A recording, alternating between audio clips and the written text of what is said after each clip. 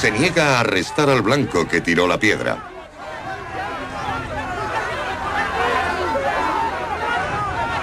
Sin embargo, detiene a un negro. Así es como comienzan las revueltas raciales de Chicago de 1919.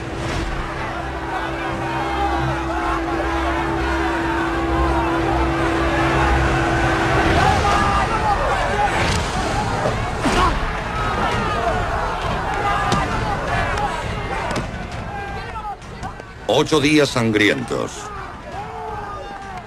500 heridos. 38 muertos.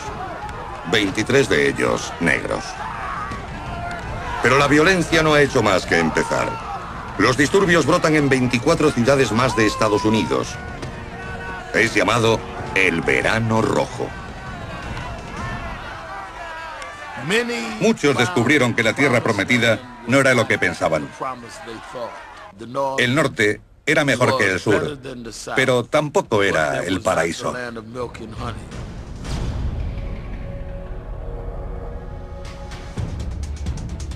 La división que separa a blancos y negros se ensancha, y los guetos empiezan a crecer. Harlem en Nueva York, Paradise Valley en Detroit, Hill District en Pittsburgh, el South Side en Chicago. Separados, pero no iguales. Los afroamericanos son marginados. Pero los barrios negros implican mayoría negra, y en Estados Unidos, mayoría significa poder. En 1928, los votantes del South Side de Chicago eligieron a Oscar de Priest, el primer congresista negro de una ciudad del norte. 80 años después, otro residente de Chicago se convierte en el primer presidente negro de la nación. Es 1920. El país se encuentra en un momento decisivo. Por primera vez, más estadounidenses viven en áreas urbanas que en rurales. Las ciudades se convierten en un símbolo de decadencia y peligro. Jazz, cabaret y alcohol. Os arrancarán la camisa. Debería ser arrancado de la tierra estadounidense con un azote de escorpiones. Billy Sunday, jugador de béisbol retirado y alcohólico rehabilitado, es el predicador más famoso del país. Me dirijo a un joven que está en el patíbulo. Estados Unidos tiene problemas con la bebida. La bebida os afecta a todos. En su punto álgido, hay una taberna por cada 300 personas. 20 veces más que ahora. El 50% de los delitos están relacionados con el alcohol. Cuando llegáis a casa tambaleándoos de un lado a otro. Billy Sunday no es el único que piensa que el alcohol está arruinando Estados Unidos. Los grupos religiosos unen fuerzas. Las industrias afirman que afecta a la productividad. Las mujeres se manifiestan contra los borrachos que pegan a sus esposas.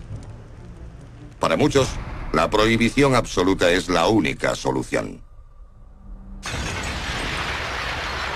El 16 de enero de 1919, la 18ª enmienda de la Constitución es ratificada. La ley seca declara ilegal la producción y venta de alcohol. Este periodo, a comienzos del siglo XX, se caracterizó por la multitud de propuestas destinadas a crear nuevas políticas que dieran forma y aseguraran las buenas relaciones y la moralidad del país. Así que la ley seca fue una especie de experimento. Pero la ley seca también creó un país de delincuentes.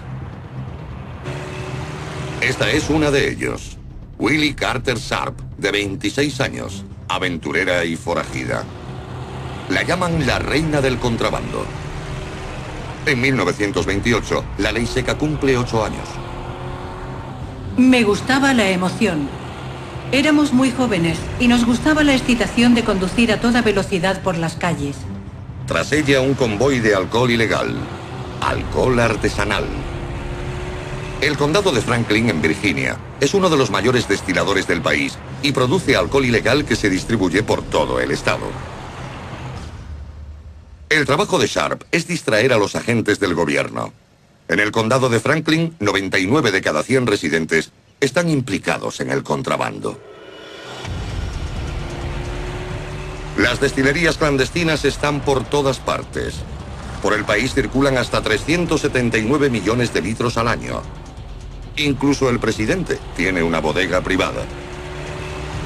Me parece ridículo que prohibieran el alcohol. No se puede legislar la moralidad. No se puede prohibir a la gente que beba. Infringir la ley se convierte en el nuevo deporte extremo. Los lugareños ven a Carter Sharp en acción. Yo la vi saliendo de la ciudad. La perseguía un coche de policía. Los agentes disparaban a sus ruedas. Iba a más de 120 kilómetros por hora. Consiguió huir.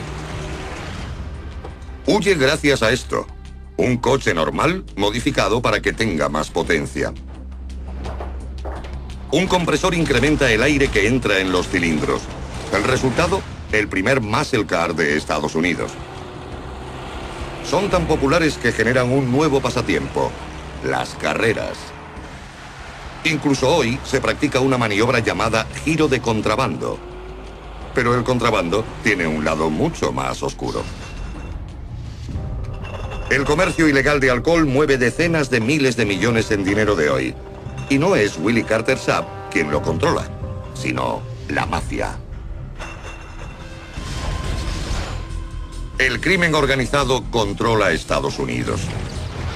Jefes de la mafia como Lucky Luciano en Nueva York, Frank Chichi Di Maggio en Kansas City, Joseph Iron Man Ardisoni en Los Ángeles, la familia Licaboli en Detroit, Harry Rosen en Filadelfia, Charles King Solomon en Boston. Y en Chicago, el gángster más famoso de todos, Al Capone. Gana más de $100 al minuto con el alcohol ilegal, unos 1.000 euros actuales. Pero su suerte está a punto de cambiar.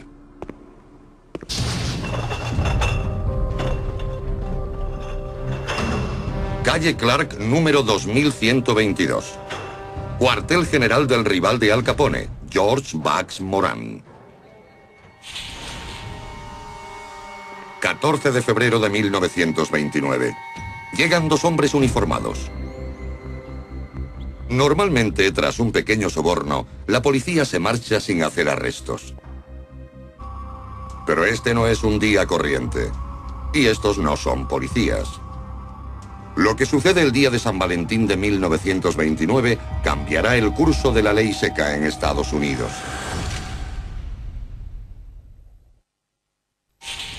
Chicago, 1929. Más de la mitad de los policías de la ciudad son corruptos. 7 mafiosos son puestos contra la pared en un garaje de Chicago. Piensan que se trata de un registro de rutina, pero hoy es diferente. Tras ellos llega un grupo de hombres. 2 empuñan metralletas Thompson.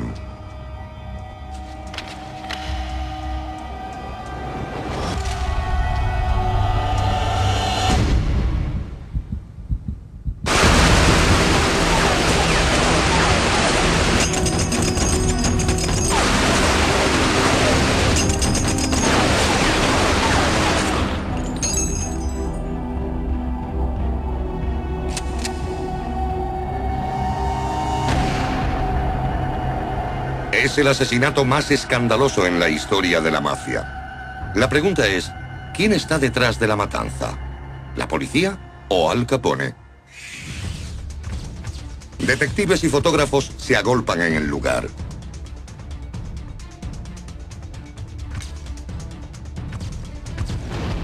Esta impactante foto aparecerá en todos los periódicos de Estados Unidos. A esto ha llegado la ley seca. El país tiene suficiente. El gobierno federal está obligado a actuar. El comandante Calvin Goddard, metódico y frío experto en armas. Es el pionero de una nueva ciencia, la balística forense. Por primera vez pueden analizarse pistas tan importantes del escenario de un crimen como los casquillos de bala. El trabajo de Goddard da lugar a uno de los primeros laboratorios forenses del país. Revolucionará el trabajo del FBI. Su labor es averiguar quién está detrás de la matanza del día de San Valentín.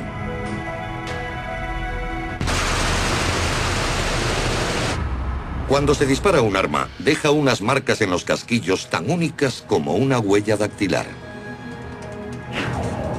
Analizando los casquillos, Goddard establece que solo se dispararon 2 armas y que ninguna era de la policía.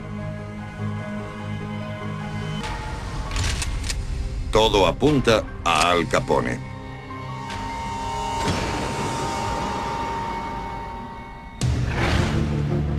Pero condenar a Capone por asesinato no será fácil. Tiene una coartada. Estaba en Florida en ese momento. La policía tiene que buscar otros cargos. Frank Wilson, contable.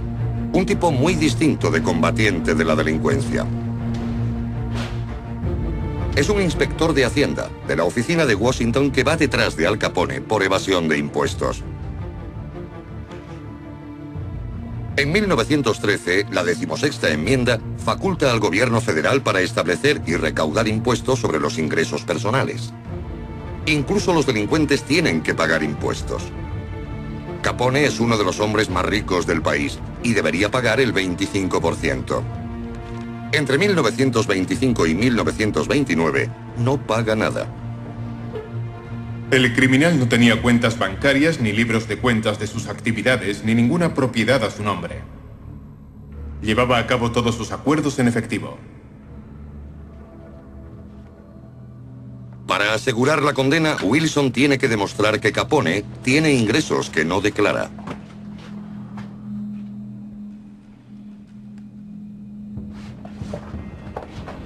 Descubre un libro de contabilidad confiscado en un negocio llamado Hawthorne Smoke Shop, considerado una tapadera. Es un registro detallado de un negocio de juego, pero no se ha pagado ningún impuesto por esos ingresos. Si Wilson logra establecer una conexión directa con Capone, podría encausar al criminal más famoso de la nación por evasión de impuestos. Wilson estudia el libro, pero no consigue relacionarlo con el mafioso.